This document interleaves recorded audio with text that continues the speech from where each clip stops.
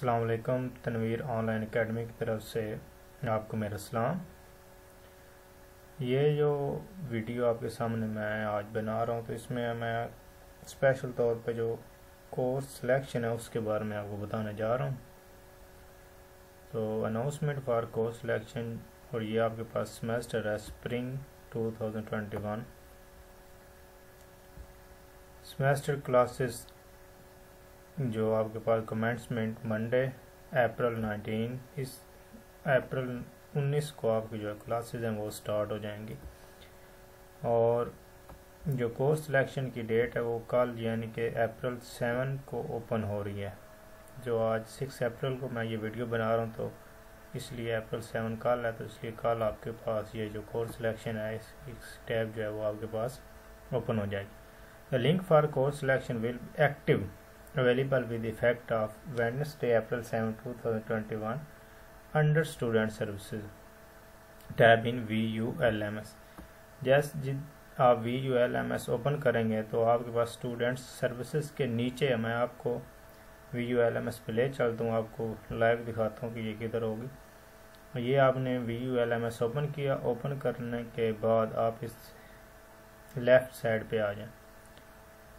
Home होगा to calendar account book, and पे आपको नज़र आएगा स्टूडेंट सर्विसेज और उधर लिखा हुआ है अंडर, मतलब स्टूडेंट सर्विसेज के नीचे ये कोर्स सिलेक्शन है। तो मैं इस पर क्लिक करता हूँ। सॉरी, मेरा इंटरनेट कनेक्शन जो वो डिसेबल है।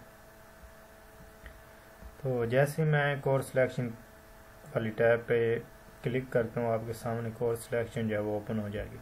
तो नीचे लिखा हुआ है the course selection for semester spring 2021 will be open on Wednesday. अच्छा, इधर आपने आ जाना तो आप कोर्स सिलेक्शन जो है वो ओपन हो जाएगी। आगे कुछ गाइडलाइंस हैं, उनको आप फॉलो लाजमी कीजिएगा। However, last date to select add drop course will be Thursday, April 29। Open जो है वो 7 अप्रैल को हो रही है, लेकिन आप 29 अप्रैल तक आपने जो है कोर्स वगैरह वो चेंजिंग उनमें कर सकते हैं। लेकिन ये बात भी ज़हन में रखिएगा कि आपकी जो क्लासेस हैं वो 19 अप्रैल को स्टार्ट हो जाएंगी, और 19 अप्रैल से पहले पहले आपने तमाम सब्जेक्ट सेलेक्ट कर लेने हैं जो आप वाकई ही पढ़ना चाहते हैं और आपको इजीली लगते हैं कि आप उसको हैंडल कर सकते हैं। Tuition fee voucher issued after this date shall not be revised. आपको समझ आ गई होगी कि जो आपके पास ट्यूशन फ़ी के वाउचर आए हैं वो आपके पास इस डेट के बाद जो है वो रिवाइज यानी कि चेंज नहीं किए जाएंगे।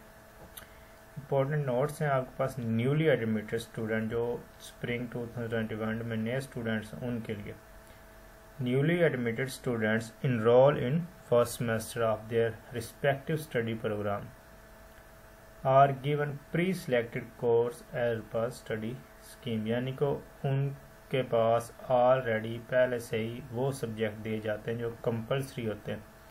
फर्स्ट सेमेस्टर में उनको किसी किस्म की अपनी तरफ से वो कोई कोर्स जो है वो सिलेक्ट नहीं कर सकते, बल्कि उनको ऑलरेडी 6 सब्जेक्ट गिवन होते हैं, उन्होंने उनको ही चूज़ करना होता है।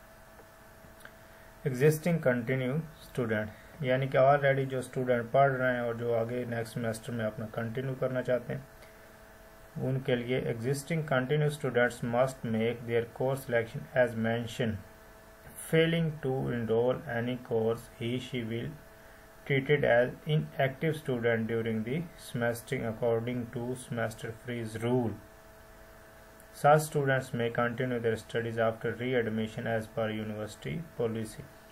यानी कि अगर कोई स्टूडेंट्स जो है वो अपनी कोर्स सिलेक्शन नहीं कर पाता तो उसको इनएक्टिव स्टूडेंट कंसीडर किया जाएगा।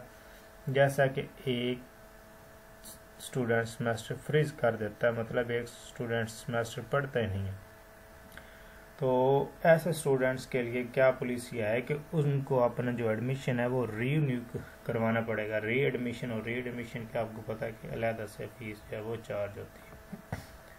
कंटिन्यू आप उधर से करेंगे जिधर से आपने छोड़ा था, लेकिन उसके लिए आपको री एडमिशन करवाना पड़ेगा।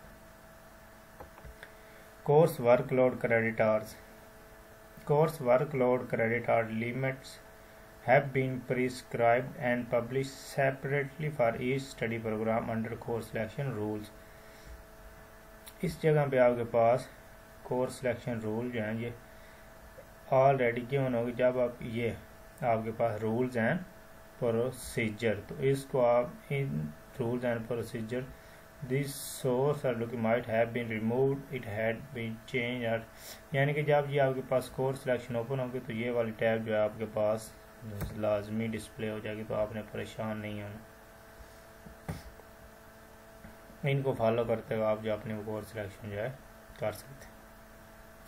Given in students handbook, students are advised to these rules carefully before making। Students handbook में चेक कर लेते हैं, तो ग्रेड बुक है, स्टूडेंट्स हैंडबुक का ऑप्शन हमारे पास इधर अवेलेबल नहीं है। चलें आप चेक कर लीजिए, अगर मिल गया ठीक है, नहीं तो आपके पास रूल्स हैं वो आसानी से आपको कोर्स सिलेक्शन के बाद मिल जाएंगे। Guideline explanation. Students are expected to follow the semester wise study scheme, यानी कि स्टूडेंट्स को सेमेस्टर वाइज जो स्टडी जो यूनिवर्सिटी आपको प्रोवाइड करते हैं उसको आपने लाजमी फॉलो करना, एक्सपेक्ट करना है कि आप अगर उसके साथ आसानी से चलेंगे तो आपको सेमेस्टर जो है वो आसानी से क्लियर भी होता जाए। Of their respective study program so that their scholarship eligibility may not be affected. अगर आपने स्कॉलरशिप के बारे में पढ़ना तो साथ साथ लिखा हुआ है कि सी स्कॉलरशिप रूल्स, आप उधर VULMS जाकर स्कॉलरशिप रूल जो है वो पढ़ सकते हैं। Continuously enrolling maximum course workload in each semester does not mean, यानी कि लाजमी नहीं आप ज़्यादा से ज़्यादा ही सब्जेक्ट रखें। That a study program may be completed earlier than its minimum prescribe residential requirement. अब BEd जो है जो कम से कम आप 1.5 ईयर में कर सकते हैं, तो लाजमी नहीं आप एक सेमेस्टर में 6 सब्जेक्ट जो 7 रखें, अपने आप पर लोड ज़्यादा कर लें। तो इसका मतलब ये नहीं कि आप उसको 1 साल में कंप्लीट कर सकते, इसका मतलब ये है कि आप चाहे 6 सब्जेक्ट रखें चाहे 7 रखें, लेकिन आपने उसका जो कम से कम क्राइटेरिया है कम से कम आपके पास जो दिन है या जो उसके क्राइटेरिया उसमें आपने उसको कंप्लीट करना ही करना है। इसलिए आप अपने पे वर्कलोड जो है वो ज़्यादा ना डालें, जितने आप आसानी से एक सेमेस्टर में सब्जेक्ट पढ़ सकते हैं वो रखें आप।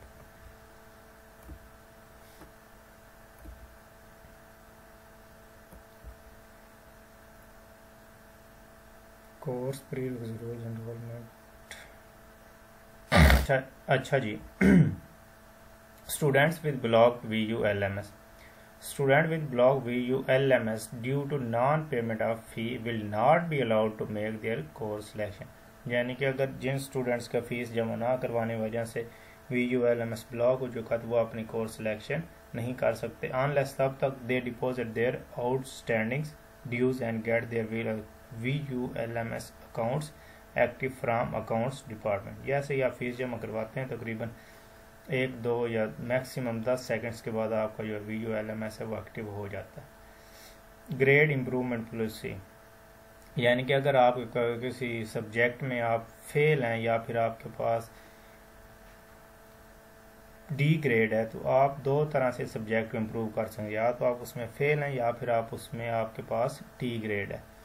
Grade improvement policy encourage the students to repeat F और D ग्रेड कोर्सेज, यानी कि F और D ग्रेड होगा तब भी आप एक सब्जेक्ट को इम्प्रूव कर सकते। If any on priority basis in subsequent semester within maximum credit hour limit for the respective semester has to be forward. मतलब इसका ये है कि लाजमी नहीं कि आपका साथ के पहले सेमेस्टर में D आ गया तो आगे वाले सेमेस्टर में आपने 7 सब्जेक्ट हैं तो आपने मैक्सिमम क्रेडिट आर के मुताबिक सब्जेक्ट रखते, मतलब आप ज़्यादा नहीं, मैक्सिमम आप एक सेमेस्टर में 21 क्रेडिट आवर पढ़ सकते हैं। तो इसके लिए आपको ज़रूरी है कि आपके पास 21 क्रेडिट आवर तक ही आपने, यानी कि अगर 3 क्रेडिट आवर का एक सब्जेक्ट है तो मैक्सिमम आप 7 सब्जेक्ट जो है वो रख सकते हैं, इससे ज़्यादा आप सब्जेक्ट नहीं रख सकते एक सेमेस्टर में। हाउएवर ताहम MSM programme FD and C and B grade course can be enrolled for improvement of grades। ये सिर्फ और सिर्फ MS या MPhil के लिए है कि आप FD, C and B grade वाले जो सब्जेक्ट हैं उनको भी इम्प्रूव कर सकते हैं। इसके अलावा जो डिग्रीज हैं उनमें आप सिर्फ और सिर्फ F एंड D वाले सब्जेक्ट ही इम्प्रूव कर सकते हैं। Qualified low grade D course can be repeated for improvements only once during this, यानी कि लाजमी नहीं एक दफ़ा आपका D आया तो आपने उसको दूसरी दफ़ा रिपीट कर दिया। अगर दूसरी दफ़ा भी आपका D आ गया तो आप उसको तीसरी दफ़ा जो है वो इम्प्रूव नहीं कर सकते। In case of MS MPhil the same rule applies on the course qualified, यानी कि अब इधर भी MS के लिए भी यही वही रूल है कि आपने एक दफ़ा उसको एक दफ़ा आपका D ग्रेड आया और दूसरी दफ़ा आपने इम्प्रूव करने के बावजूद फिर D आ गए और तीसरी दफ़ा आप उसको नहीं रख सकते। Failed course can be repeated until qualified, मतलब इसका ये है कि फेल जो आपके पास फेल सब्जेक्ट हैं जब तक आपकी डिग्री क्लियर नहीं हो जाती आप उसको जितनी दफ़ा पढ़ना चाहें पढ़ सकते हैं, उस पर कोई पाबंदी नहीं है। लेकिन आप ट्राई किया करें कि जो आपके पास टाइम गिवन है, यानी कि अगर 3 सेमेस्टर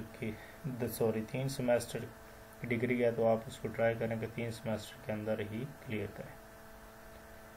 तो ये थी कुछ गाइडलाइंस, उम्मीद करता हूँ आपके पास ये आपको पसंद आई होगी। मज़ीद मालूमात के लिए अगर किसी चीज़ की आपको समझ ना आई तो मेरा जो है वो व्हाट्सएप नंबर मौजूद है वीडियो सब्सक्रिप्शन में। मेरे चैनल को सब्सक्राइब करें और इस वीडियो को ज़्यादा से ज़्यादा शेयर करें।